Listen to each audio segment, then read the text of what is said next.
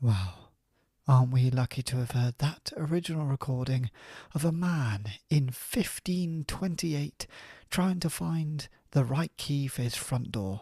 Simply remarkable. Hello and welcome back to the final couplet with me, Theo Cowan. Sorry I wasn't here last week. I got a bit of a cold and I felt ill and my voice sounded terrible, and I thought, you don't want to hear that. It's not nice hearing someone sort of snotty and coughy trying to talk about Shakespeare. It's not nice seeing someone snotty and coughy or hearing them at the best of times, let alone when they're trying to read a bit of bloody Shakespeare, which is hard to understand. So, look, give me a bloody break, will you? I had a week off. So what? So be it. Life happens, and unfortunately, there might be more weeks off in the final episodes to come. But I'm hoping not. I'm hoping to remain on track on the whole. And here we are today, fighting fit. Well, getting a little bit better, not fully there, but fit enough to take a look at Sonnet 138. Let's have a listen, shall we?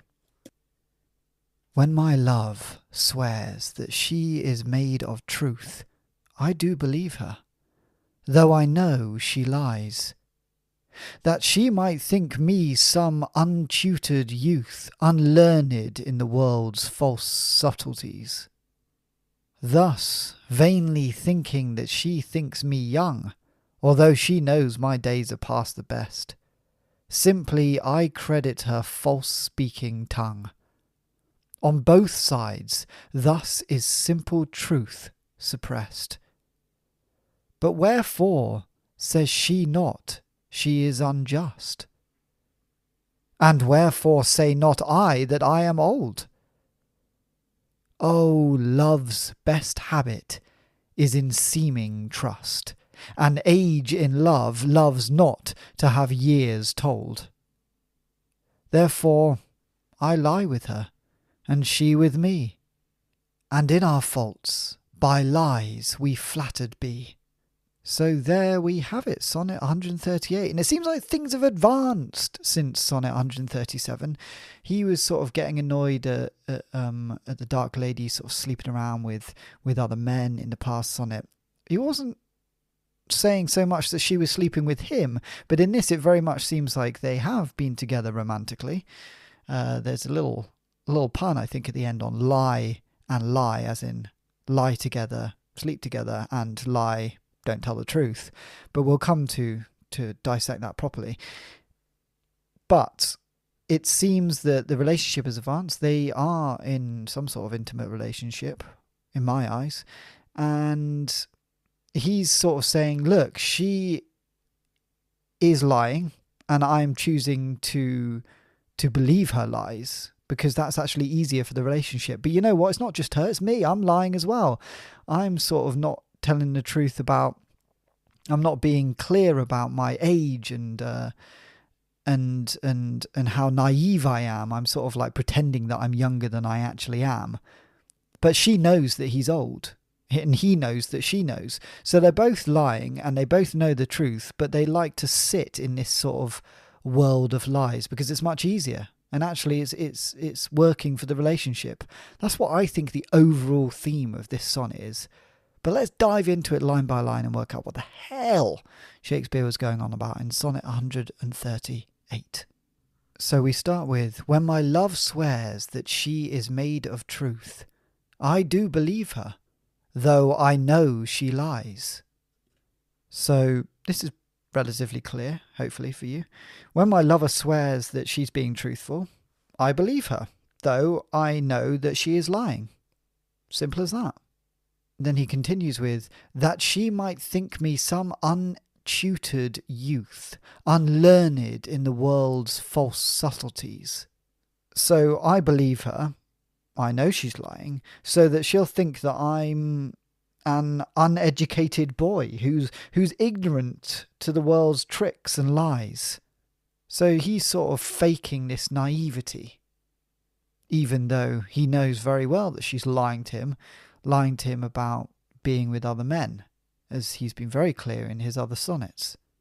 But he's also not calling her an idiot because she knows that he knows that she's lying, I think is what he's getting at here. And then we have, thus vainly thinking that she thinks me young, although she knows my days are past the best.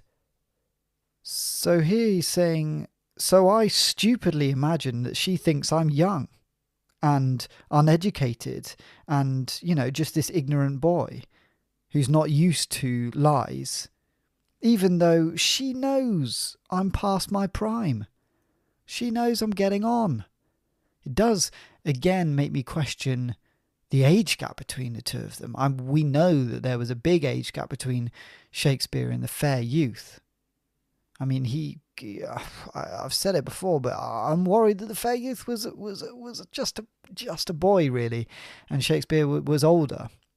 And we know that Shakespeare is extremely concerned about aging and wrinkling and being ugly in his old age. We know that's a worry of his. He's talked about it in plenty of sonnets before. So in this relationship, he's playing the part of a naive boy, but he knows that she can see straight through that. She knows that he's aging. Is she younger than him? It certainly sounds like it. Simply I credit her false-speaking tongue. On both sides thus is simple truth suppressed. So I simply accept her lies. So both of us are hiding the truth from each other. And we're choosing to accept these lies. So we're both keeping secrets, but we're both just like, yep, that's absolutely fine, not a problem. Sounds like a bloody toxic relationship to me, but it seems like Shakespeare's not that bothered about it in a way. I mean, he's just saying, oh, well, that's life. And that is a relationship, and that's fine. Each to their own, I guess. I probably personally wouldn't want to be walking through life sort of lying to my partner constantly and then lying to me and just knowing that each other is lying to the other. It's not a great vibe, I don't think, personally. But you know, back then, who knows? Maybe that was the norm, and he seems okay with it, to be honest. But then he continues with this question. But wherefore says she not she is unjust? So here he's questioning, but why doesn't she admit that she's a liar? Why doesn't she just come out with it? But then on the other side of the coin, he's got another question. And wherefore say not I that I am old? So why doesn't she admit she's a liar? But also, why don't I say that I'm old and I'm lying about my youth? I'm pretending to be younger. And of course, because of Shakespeare, he answers these questions. He says, "Oh, love's best habit is in seeming trust, and age in love loves not to have years told." So here he's saying love is best when we pretend to trust each other. You know? It's easiest to love someone who seems to be trustworthy. And older lovers hate to talk about their age. So that's pretty straightforward. Old people who are in love hate to say that they're old.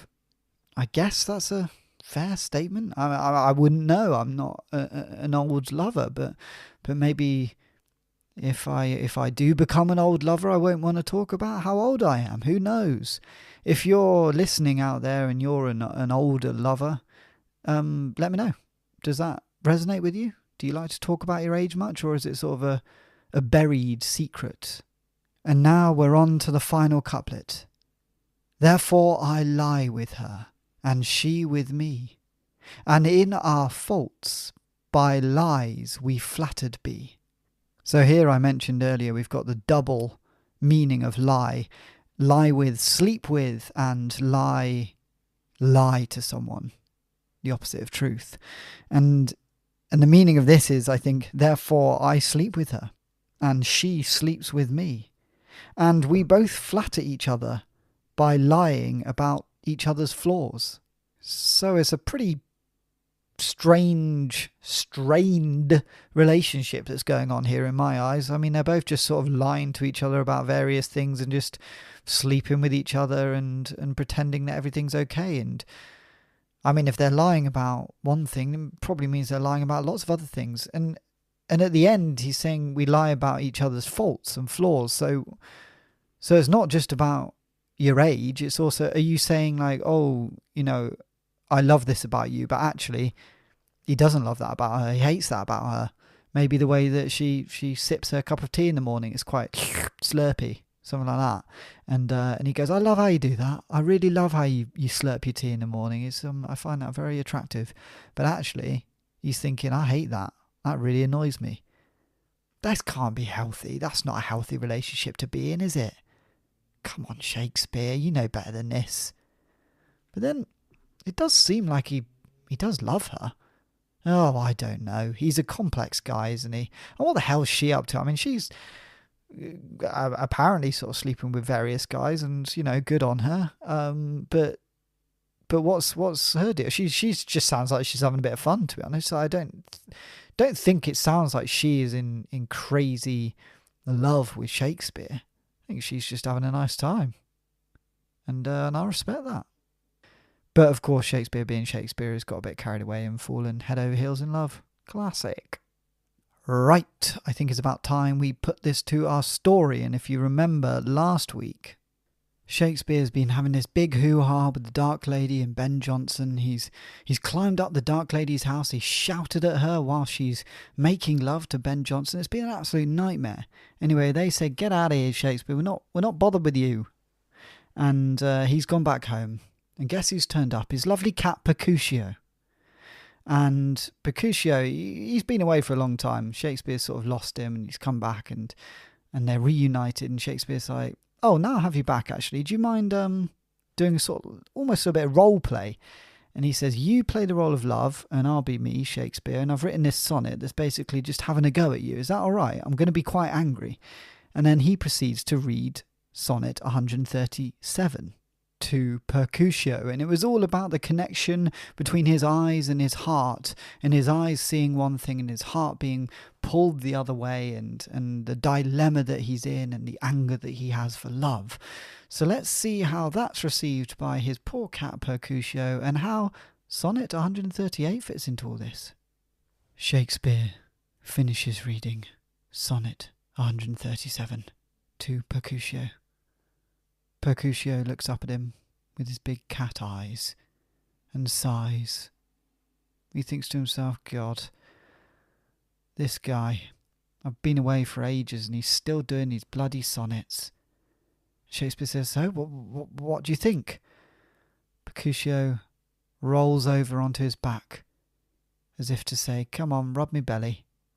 I'm done with this." Shakespeare goes, "You're bloody useless, you know that? Some sort of response would be nice." Mercutio stays on his back, wiggling his little tail, until eventually Shakespeare gives in and gives him a nice belly rub. Shakespeare tells himself that this is a cat after all, and he can't always expect the cat to tell him what's right and what's wrong. And as he's rubbing Mercutio's little belly, he hears a knock at the door. He looks at his clock. It's 1:30 a.m. Why is someone knocking on his door? This is ridiculous. He goes over to the door, opens it up and says, "I say, what are you doing here? Why are you knocking on my door?"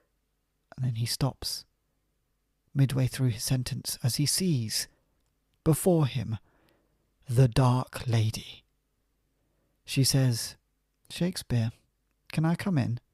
Shakespeare says, "Yes, absolutely, of course. Can I get you a glass of wine?" And she says, "That won't be necessary, Shakespeare." And she starts to walk up his stairs to his bedroom. Shakespeare goes, "Where are you? Hello, where are you going?" She doesn't respond. He follows her up the stairs into the bedroom, and there she is, on his bed, beckoning him in. Shakespeare goes, "Bloody hell, I mean, this is all quite full on." And she said, "Isn't this what you want, Shakespeare?" Shakespeare said, "Well, but yes, absolutely." And she says, You're not very aware of the world around you. You're so young and naive." And Shakespeare says, "Oh, am I? I mean, yes, I am. I'm only, what am I? I'm only 17, I think. You're 17 years old?" She says, "Yes, I thought you were around 17 years old. That's very young, isn't it, Shakespeare?" He says, "Yes, I am only a young boy, really, so naive and don't really know about the world at all. I need some teaching, in a way." And she says, "Well, come to bed with me and I'll teach you everything, Shakespeare." And he says, "Oh, bloody hell." And so he switches off the light and they have a night of romance. Of course, Shakespeare is well aware that he's not 17, he's well into his 30s at this point. Almost 40, in fact. After their night of passion, they lie in bed, smoking a cigarette between them. Shakespeare says, "Oh, I was going to ask, Dark Lady, I mean, do you sort of just love me? There's no other guys, are there?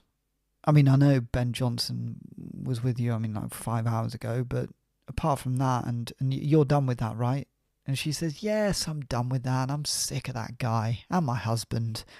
Yeah, I'm not seeing anyone else. I don't need to see anyone else. I've got you." And Shakespeare says, "Oh, yes, I thought so. Yes. Yeah, that's right. So you're definitely not. There's no other men in the picture now." No. Why would there be? It's just you and me now." Shakespeare says, Yes. Of course, I know that for sure. I mean, why would you need other men? That's right, isn't it?" And she says, Yes. That's right, Shakespeare.